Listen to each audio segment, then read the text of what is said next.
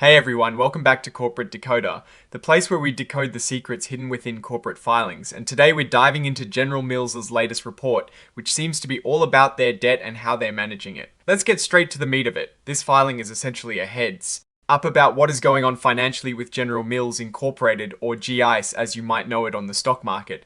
They're letting everyone know about their financial status, and a big part of that is how they handle their borrowing. Think of it like your personal finances, but on a massive corporate scale. They're reporting on their fiscal quarter that ended on the 23rd of November of 2025. First off, they're talking about various types of debt, or notes as they call them. We're seeing details about their 0.450% notes that are due in 2026. This is essentially money they borrowed that they promised to pay back by that year with a very small interest rate. And you'll see a lot of this number, 40,704, popping up. This is likely a reference number or identification code related to these financial instruments. It is important because it helps track specific financial agreements. This tag, GICE 0.450% due 2026 member, specifically identifies the 0.450% notes due in 2026 as a distinct financial item within their reporting. The date, the 17th of December 2025, appears consistently throughout this section. This tells us when these specific notes were considered or reported on in their financial records. It is the date of the report itself, so everything documented pertains to this point in time. Then we see us GAAP common stock member. This refers to their common stock, the basic ownership units of the company that you can buy and sell. This indicates that the report is also touching upon how their stock is valued and treated in their financial reporting. Next up, we have the 1.500% notes due in 2027, labeled as GICE 0.500% notes due 2027 member. This is another tranche of debt maturing a year later than the previous one and carrying a slightly higher interest rate. Following that, there are the 3.907% notes due in 2029, identified as GICE 3.907% notes due 2029 member. Notice how the interest rates generally start to increase as the debt matures further into the future. Companies usually pay more interest for longer commitments because there is more uncertainty over time. We also see the 3.650% notes due in 2030 tagged as GICE 3.650% notes due 2030 member. This is another layer of their borrowing strategy with a note that matures in 2030. Then there are the 3.600% notes due in 2032, represented by GICE 3.600% notes due 2032 member. This shows they are financing their operations with long-term debt, extending out over 15 years in some cases. Finally, for these specific notes, we have the 3.850% notes due in 2034, labeled GICE 3.850% notes due 2034 member. This is their longest dated debt mentioned here. And again, the interest rate is competitive for a long-term maturity in today's market. This filing is an official report from General Mills Incorporated, a well-known food company. It is a form called an 8. Think of an 8K as a special report that companies file when something really important happens that shareholders should know about right away, rather than waiting for their next big quarterly report. The date of the report is the 17th of December 2025. This is the date when they're officially telling the world about whatever significant event they're documenting. The company's name is General Mills Incorporated.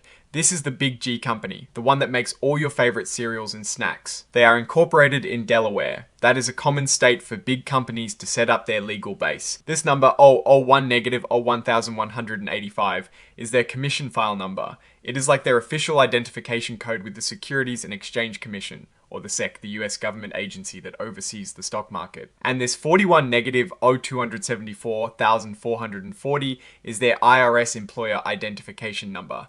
It is their tax identification number, essentially. Their main office is located at number 1 General Mills Boulevard. This puts them in Minneapolis, Minnesota, and the zip code is 55,426. Their main phone number is 763-764-7600. This part lists the company's securities that are registered and traded on stock exchanges. They have common stock, which is the basic ownership stake in the company.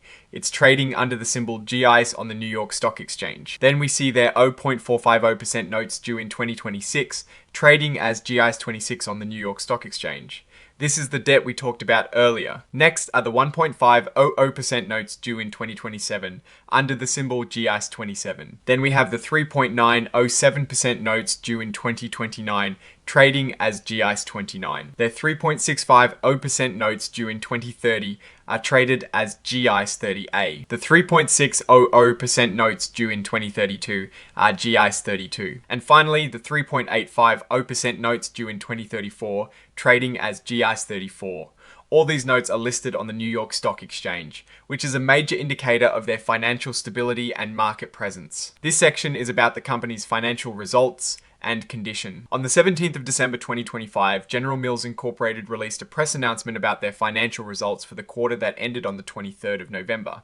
2025, this is the key event this 8K is reporting on. They're not giving us the full financial statements here, but they are pointing us to that press release, which is attached as an exhibit. This part is about the exhibits that come with this filing.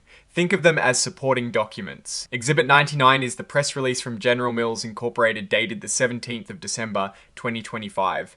This is where all the detailed financial figures for the quarter would be. Exhibit 104 is something called a cover page interactive data file. This is actually part of the electronic filing, making the information easier for computers and analysts to read and process. The report is signed by Kofi A. Bruce, and his title is Chief Financial Officer. This means the person in charge of the company's money is personally authorizing this report, which adds a layer of official accountability. Now, let's zoom out and look at what this all means. General Mills Incorporated is a massive company, and like most large corporations, they use a mix of their own money and borrowed money or debt to run their business, grow, and invest. This filing, by focusing on various notes and linking to a press release about their financial results, is really about detailing their debt structure and performance. The fact that they have multiple tranches of debt maturing at different times, ranging from 2026 all the way to 2034, shows a well-planned approach to financing. The interest rates, generally in the 3 to 4% range for longer terms, seem pretty reasonable for a company of this size and stability. It suggests they can borrow money at favorable rates, which is a sign of financial health. What we need to see in that press release referenced by Exhibit 99 are the actual numbers. Are their revenues growing? Is their profit increasing? How much cash are they generating? This filing doesn't give us the nitty-gritty financial statements, but it tells us the company is actively managing its debt and that a key financial update has been issued. The risks here, as with any company, would be if they can't meet their debt obligations. If sales decline significantly or if interest rates were to spike dramatically, servicing this debt could become more challenging. However, large companies like General Mills Incorporated typically have strong balance sheets and risk management strategies in place. They are essentially telling the market that their financial house is in order and that their debt is being managed prudently. The key takeaway is that they are communicating their financial status, particularly concerning their debt, through official channels. Alright, that is our breakdown of General Mills Incorporated's latest filing. What is your take on their debt strategy and what they've disclosed? Do you think they're managing their finances well? Drop your thoughts in the comments if this analysis was valuable. Hitting that like button really helps, and subscribe for more deep dives into corporate filings. Don't forget to check out the Discord in the description for more community discussions. Thanks for watching. See you next time.